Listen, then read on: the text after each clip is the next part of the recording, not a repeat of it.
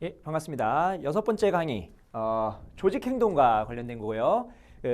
두 번째 챕터인 리더십 이론과 유형에 대해서 배워보도록 하겠습니다. 일단은 리더십의 유형, 전통적 리더십의 유형에 대해서 살펴볼 건데요. 처음에는 특성 이론입니다. 그 다음에 두 번째는 행동 이론, 그 다음에 이 두 가지 전통적 리더십에 대해서 이렇게 특성 이론과 행동 이론을 볼 거고요. 그 다음에 상황 이론과 리더 유형, 즉 전통적인 리더십은 그 리더의 특성이 그 리더의 유효성, 즉 리더로서의 역할을 잘 하냐, 특성이 좋으면, 여기서 말하는 특성은 리더의 약간 그 외형과 기술 이런 것들을 얘기하는 거예요. 보시면 신체적인 그리고 골격적인 특성, 그냥 외모가 뛰어나냐, 신체가 발달돼 있냐, 이런 것들을 보는 거. 그 다음에 능력, 기술, 교육 수준, 이런 리더의 특성이 이 조직을 발전시키고 기업을 성장시키느냐, 이 리더십의 유효성에 대해서 보는 건데요. 즉 특성 이론에서는 리더의 특성이 리더십 유효성으로 발전이 되냐, 여기서 유효성은요, 우리가 효과성이라고 배웠던 거 있죠? 그거랑 같이 생각하시면 될 것 같아요. 효과성이 뭐였습니까? 목표의 달성 정도입니다. 그러면은 리더십이 달성되냐, 리더십이 성공하냐 안 하냐를 우리가 뭘로 볼 수 있다? 특성이 좋으면, 그 리더의 특성이 뛰어나면 리더십이 성공합니다 라는 게 여기 있는 특성 이론이에요. 별다른 얘기 없죠. 행동 이론은요, 리더의 행동이 리더십 유효성으로 이어지냐, 즉 앞에는 행동 대신에 뭐였습니까? 특성이었고 여기는 행동입니다. 자, 이 행동 이론에서는요, 블레이크와 머튼이 리더의 유형을 이렇게 5가지로 구분을 했는데, 이 5가지로 구분할 때는 이 관리 격자 모형을 이용해 가지고 이 5가지 리더십의 형태를 분류를 했는데요. 관리 격자 이론을 한번 여기서 보시면 Y축과 X축을요 9단계로 나눴어요. 그래서 여기가 X축이 9개, Y축이 9개 이렇게 있으니까 9, 9, 81, 총 81개의 격자가 있거든요. 그때 과업에 대한 관심 정도, X축이 과업에 대한 관심이고 Y축이 인간에 대한 관심이에요. 그러니까 과업, 일을 중요시하는 그런 리더가 있고요. 그 다음에 인간관계를 중요시하는 리더가 있다는 겁니다. 여러분들 회사 생활에서 굉장히 인간관계를 중요시하는 리더, 근데 일은 되게 못해요. 근데 일 되게 잘하고 인간관계가 되게 쓰레기, 이게 되게 선택하기 좀 애매한 문제죠. 이런 것들이. 자, 그런 인간관계도 좋고 일도 잘한다, 과업도 되게 열심히 한다, 그런 이상적인 리더십이 있지만 현실적으로는 쉽지 않으니까 뭐 중간형, 뭐 무관심형 가장 쓰레기죠. 그 다음에 과업형, 이렇게 컨트리 클럽형 이렇게 나눠놨는데 한번 보도록 하겠습니다. 여기서 보시면 첫 번째 이게 T형하고요. 그러니까 가장 이상적인 형태예요. 가장 이상적인 형태. 그 다음에 무관심형, 가장 구린 거죠. 그러니까 이 리더십 중에서 가장 구린 형태가 바로 무관심형이고, 중간형, 뭐 중간 정도라고 생각하시면 되고요.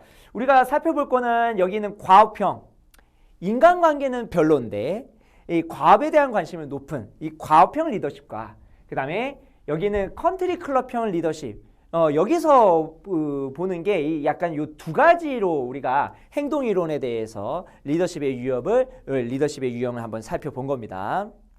그래서 컨트리 클럽형 보시면 과업에는 관심이 없고 오로지 인간관계만 관심이 있는 형태예요. 무관심형 둘 다 상관이 없는 거고, 중간형은 그냥 중간 정도, 그 다음에 T형은 가장 이상적인 그런 리더십의 형태고, 과업형은 뭡니까? 인간관계는 별로 중요시하게 생각하지 않고요. 과업만 되게 열중히 생각하는 형태가 바로 과업 중심 유형의 유형이죠. 여기까지가 전통적 리더십의 유형입니다. 그러니까 특성이론, 특성이 리더십의 성공 여부를 결정한다. 리더의 행동이 리더십의 성공 여부를 결정한다. 그런데 여기서의 행동이론에서 우리가 중요시 생각해야 될 부분이 뭐냐면요. 여기 과업에 대한 관심하고요. 그 다음에 인간에 대한 관심, 이렇게 두 분류로 리더십을 나눴다는 게 이 행동이론의 핵심이에요. 이 행동이론에서 리더십의 유형을 이런 식으로 두 분류로 구분을 했다.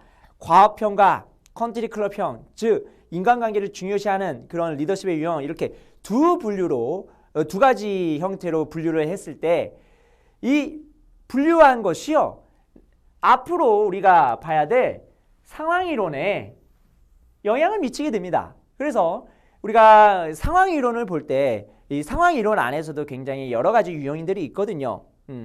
이 유형들을 볼 때 과업에 좀 더 치중하는 리더인가, 아니면 인간관계에 좀 더 치중하는 리더인가, 이런 것들을 한번 잘 비교하면서 이 상황이론을 이해하셔도 좋을 것 같아요. 자, 상황이론에는 크게 두 가지 이론이 있습니다. 첫 번째는 피들러의 상황 모형이고요. 피들러의 상황 모형. 그 다음에 허시 블랜차드의 상황 이론 모형입니다. 그래서 두 가지 이론에 대해서 배울 텐데요. 당연히 여기서도 우리 이 모형을 개발한 그 교수님들 이름도 잘 알아두고 계셔야 됩니다. 피들러. 자, 피들러는요, 리더십의 유형과 상황 간의 상호작용, 즉 리더십의 유형을 크게 두 가지로 분류한 거. 이거는 앞에서 관리격자 모형에서 컨트리 클럽하고 그다음에 과업형, 이렇게 우리가 분류한 것처럼 여기서도 과업지향적인 리더와 그다음에 인간관계를 중요시하는 관계지향적 리더로 이렇게 두 가지 형태로 리더십을 분류를 했는데, 여기서 더 나아가서 어떠한 상황일 때는 과업형이 좋고 어떠한 상황일 때는 관계형이 좋다, 이런 식으로 이론을 발전시켜 나간 겁니다. 그게 피들러의 상황 이론이에요. 그러면 상황에 대한 정의를 볼까요? 크게 세 가지입니다. 리더와 구성원 간의 관계, 그 다음에 리더에 대한 확신이죠. 그러니까 리더에 대해서 신뢰를 하고 존경을 하는지, 그거를 보는 게 바로 이 첫 번째 상황이고요.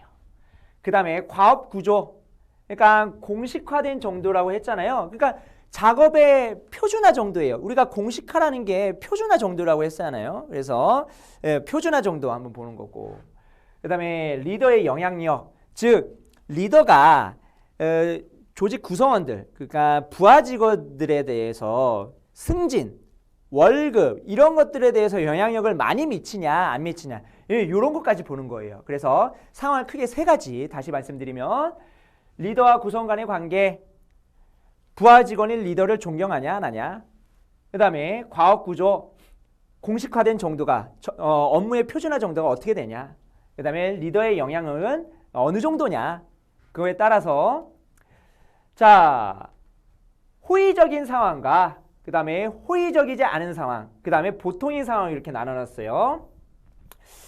호의적인 상황, 보통인 상황, 비호의적인 상황, 이렇게 분류하는 거, 어떤 식으로 이렇게 그 앞에 있는 세 가지 상황에 대해서 분류하는지는 굉장히 복잡합니다. 근데 그냥 느낌상으로 앞에 세 가지 상황이 호의적인 상황이다, 비호의적인 상황이다, 그냥 보통이다, 그냥 감만 잡으시면 좀 좋을 것 같아요. 이게 이론 자체가 조금 복잡하다 보니까 상황이, 그래서 일단 감만 잡으시고요. 그럴 때 보세요. 비호의적이거나 호의적인 상황이다, 그러니까 극단이다 라고 한다면 어떤 리더십이 좋다? 과업형이 좋다. 그러니까 극단이면 극단적으로 호의적이고 극단적으로 비호의적이다, 그 상황 자체가, 그러면 과업형이 좋고 그냥 보통 정도다? 그러면은 관계형이 좋다라는 거예요. 여기서의 결론입니다. 그래서 중간 수준인 경우에는 관계지향적, 그다음에 호의적인 상황 또는 비호의적인 상황에서는 과업지향적 리더십이 효과적이다라는 거예요. 결국은 우리는 리더십의 유효성에 대해서 보는 거거든요. 리더십의 효과성에 대해서 보는 거죠. 그러니까 중간 수준일 때는 여기는 관계지향적인 리더십이 효과적이고 그 다음에 호의적이거나 비호의적인 같은 경우에는 과업지향적인 리더십이 효과적이다라고 우리가 보는 겁니다.